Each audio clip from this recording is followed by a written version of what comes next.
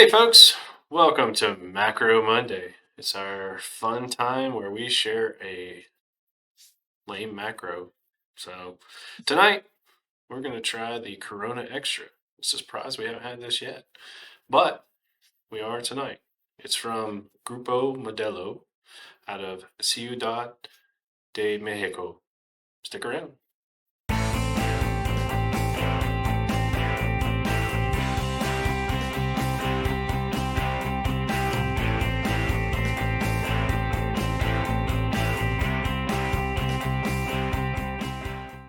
Hey everybody, welcome to everybody's favorite Monday. It's Macro Monday here on Hopped Up Beer Review, the show where we give you our unprofessional, somewhat biased opinion about the beer that we are drinking. Somewhat biased is right, Jay. And reviewing, and tonight is going to be somewhat biased. We've got Andy in the attic. We've got Jay. I'm Ben. What macro are we sharing today? Corona Extra. Big boy. Andy has the sister or the cousin. Hey, mine has the wider lime opening. Oh, Does yours have that too? Oh no, it's got a big hole.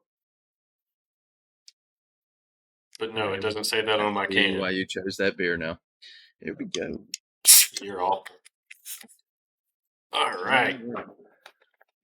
And I'm using a special glass tonight. oh, there you go. I don't remember seeing that one Special before. beer.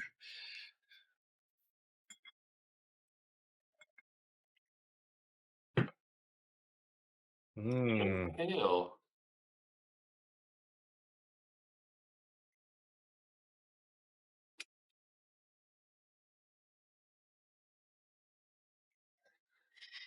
Yeah. Every time we do a macro, I'm like, who decided? Whose idea was this to do macros? Yours. It was Andy's, actually. I think Andy came up with this gimmick. Yeah, it's a marketing gimmick. Yeah. I don't think it's gotten a single sub. Corporate is doing us wrong. Cheers, mates. Ingredient. Cheers, mates. Cheers, mates.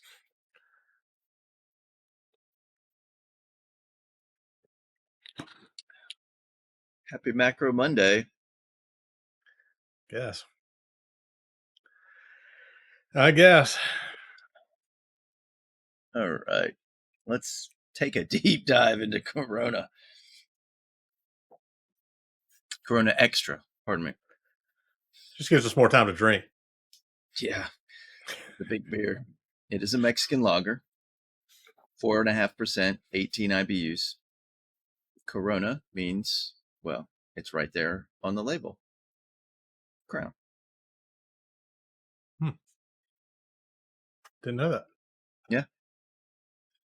It is the ingredients: corn, barley malt, hops, yeast, antioxidants such as ascorbic acid, and propylene glycol alginate, which is a stabilizing agent.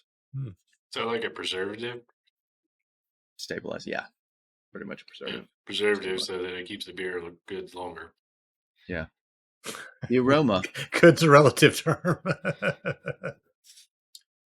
According to them, the aroma produces notes of fruit, honey, and malt. No. Is corn a fruit?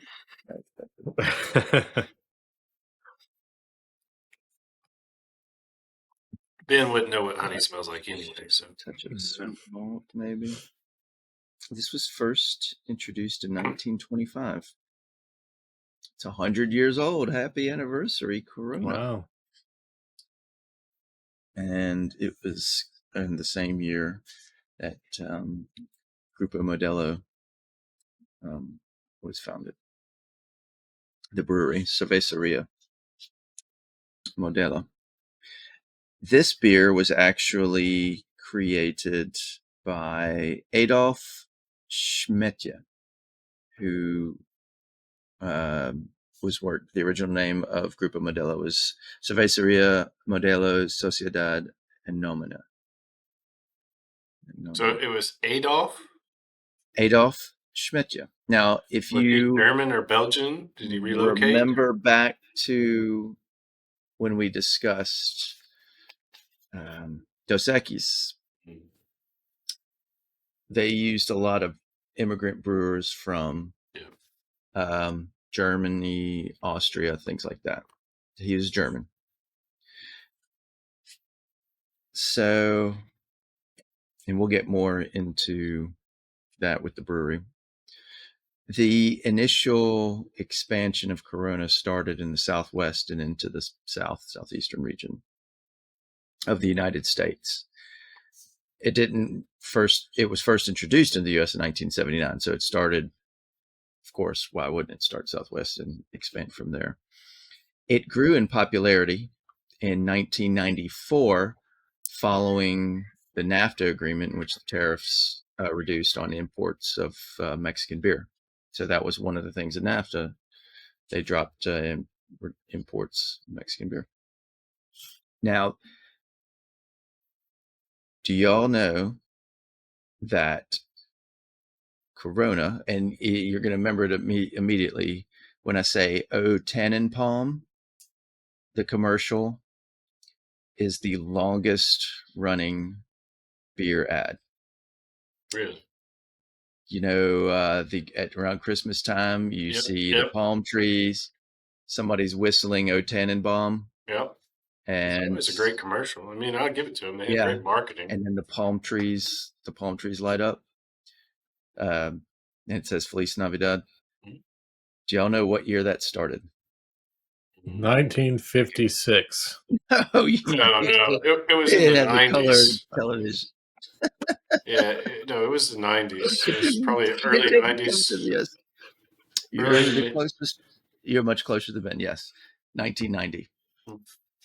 So 35 years. This year, well, I guess if it did 1990, it's been going 35 years. Mm-hmm. Thought that was pretty cool. Yeah, that is cool.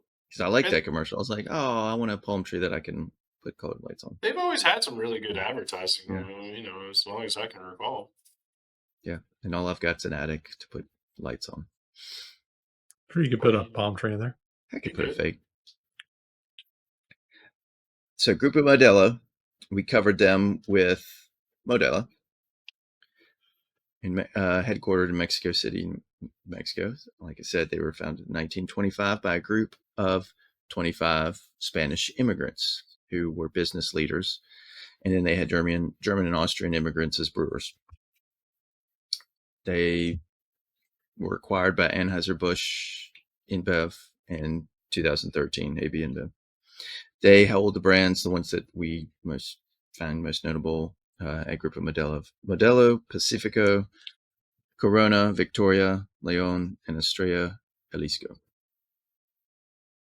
And we have now covered 1, 2, 3. Did we do? No, we didn't do Estrella Jalisco. We did Estrella Damm from Spain, but not Jalisco. So we did Pacifico, Modelo, and Corona. All right. Yeah, drink up, boys. Woohoo! Enjoy. Yeah. We've all had this before, obviously, so our normal rules of order do not come into play here. So I'll go first. Wow. You act like I never go first. I mean, I don't go first often, but I don't always. I go first. I would be curious to see the percentage if we go through the 500 plus videos where who goes first. I think it's probably pretty heavily weighted. And I'm fine with that. So Jay, go first. I'd rather get it out of the way. No. All right, I'll jump and go first. It's corn. It's corn. I think, this is one that drinks better with the lime because it masks some of that, right? And salt. Yeah, and anything that you can get to get over the taste. I mean, it's a clear macro. It's not very good at all. the more craft beer you drink, the more these types of beers are just bad.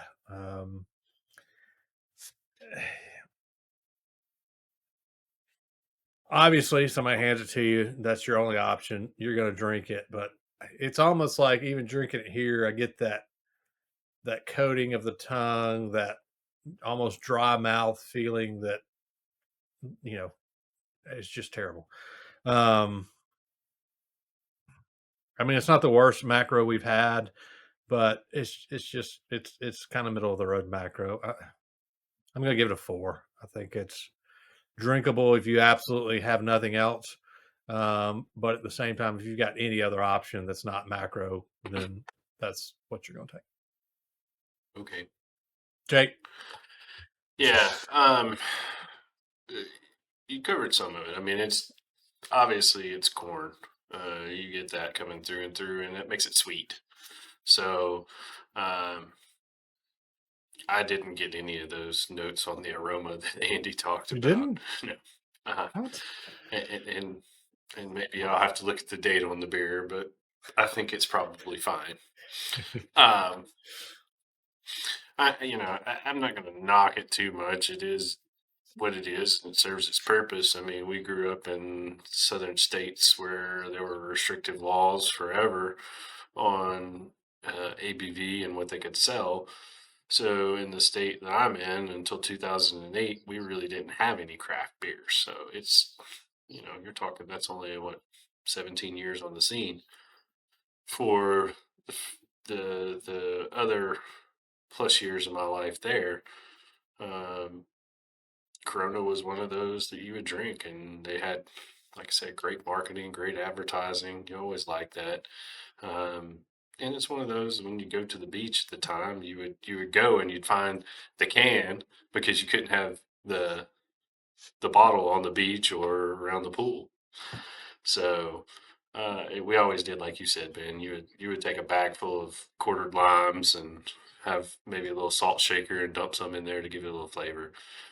So for the nostalgia and being somewhat biased, the marketing, the historical perspective of it, I got to give it a 5. All right, Andy. I failed to mention about the label, the 2 animals at the bottom, the griffins. Yeah. They're meant to be protectors of the beer and to show importance for the fluid. All right. Yes, protect the beer at all costs.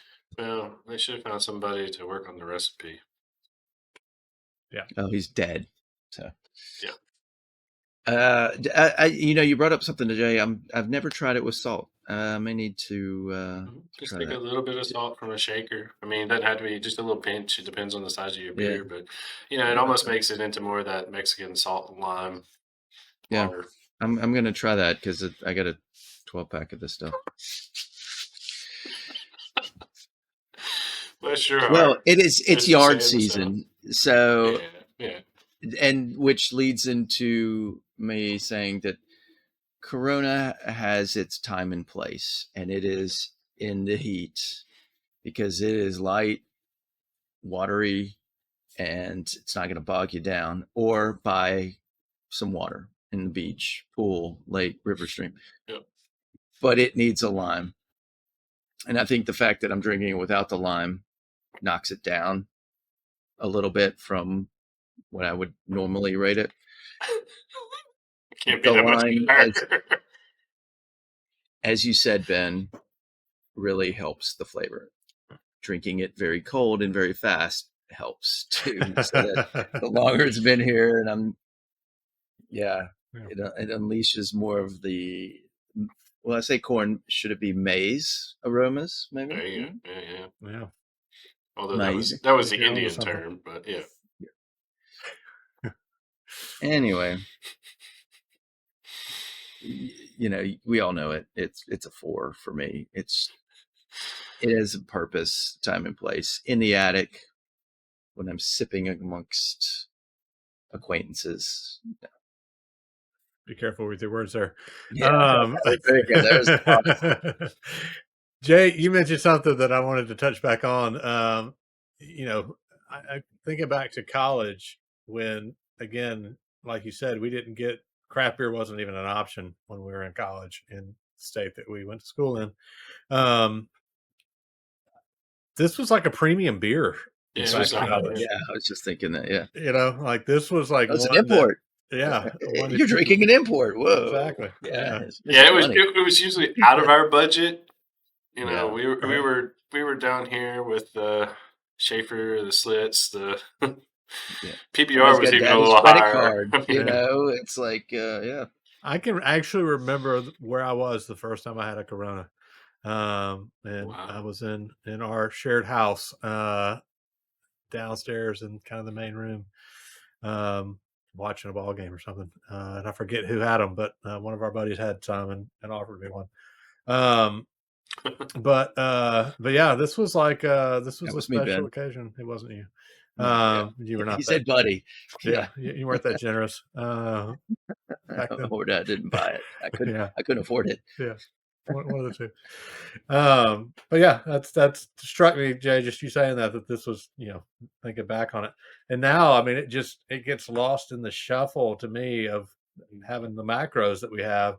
It's like, I mean, I want to say I've got the palate that I could pick this out of some other macros, but I don't know that I could. So was it really even worth paying for back then? Who knows? The premiumness of it. So A little nostalgia. Yeah, I think to this day it's on the lower end of Mexican lager rankings. Yeah. Yep. That's going to be a 4.3 on this Macro Monday for Corona Extra out of someplace in Mexico. Definitely, you've probably had Corona. If you have, let us know what you think about it down in the comments below. We'd love to hear that. If you've got a macro that you want us to search out and try on the show, hey, shoot us a comment. We would be happy to add that to the rotation of our next macro. Again, Macro Mondays are the first Monday of every month where we go back and get a little nostalgic on beers that maybe we've tried before, and some of them we haven't. But appreciate you checking out this video. If you've made it this far, be sure to like, subscribe, and cheers that notification bell. That would help us out with the YouTubes, and we would be ever grateful for that. We got some links down below for Hopped Up Beer Review merch, for our Hopped Up Beer Review Discord server. Hey, it's a chat room. Come by and say hello. And then we have a new Patreon. If you are interested in any kind of contribution to the show, we have a link down below to check that out as well. With that, for Andy in the attic and Jay, I am Ben. Happy Macro Monday, fellas. We all have lots more beer to drink. Cheers, mates. Happy Cheers, mates. macro.